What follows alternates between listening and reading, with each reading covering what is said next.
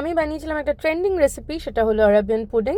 তো তার ইনগ্রিডিয়েন্টসগুলো দেখিয়ে নিলাম: ব্রেড, দুধ, মিল্কমেড, তারপরে কাস্টার্ড পাউডার, ড্রাই ফ্রুটস, এগুলো। এবার কাস্টার্ড পাউডারটাকে যেভাবে একটু দুধের মধ্যে গুলিয়ে নিয়ে তারপর দুধে চিনি দিয়ে ওই কাস্টার্ড পাউডারের যে মানে মিক্সচারটা, ওটা একটু একটু করে দিতে হবে যাতে লাম্পটা না থাকে। তারপরে অনেকটা ঘন হয়ে গেলে, মোটামুটি এই কনসিস্টেন্সিটা এলে ওটা রেডি হয়ে যাবে।